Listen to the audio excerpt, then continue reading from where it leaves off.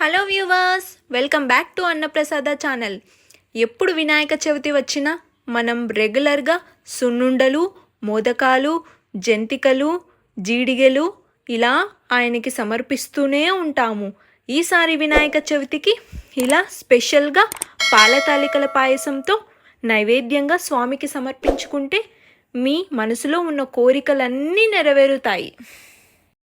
ముందుగా పాల తాలికలు చేయడానికి ఇలా మనం బ్యాటర్ని పూర్తిగా ప్రిపేర్ చేసుకొని ఉంచాలి. బ్యాటర్ పూర్తిగా ప్రిపేర్ అయిన తరువాత చేత్తో ఒత్తుకొని ఇలా సెమీ సాఫ్ట్ డోగా చేసుకొని పక్కనుంచండి.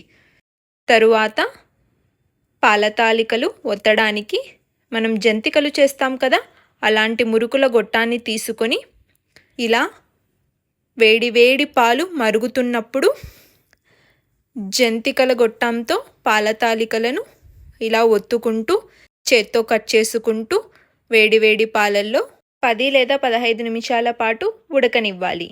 చూసారా, మన పాల తాలికల పాయసం పూర్తిగా తయారైంది. ఎంత చక్కగా కుదిరిందో చూడండి. ఫుల్ వీడియో లింక్ డిస్క్రిప్షన్లో ఇచ్చాను. మీరు కూడా ట్రై చేసి ఈ వీడియోని మీ ఫ్రెండ్స్ అండ్ ఫ్యామిలీతో కూడా షేర్ చేసి మీ ఎక్స్పీరియన్స్ని నా ఇన్స్టాగ్రామ్ ఫాలో అవుతూ ట్యాగ్ చేస్తూ కామెంట్ చేస్తూ మీ రెసిపీ పిక్ని అందులో తప్పకుండా పోస్ట్ చేస్తూ నాతో షేర్ చేసుకోండి. Thanks for watching.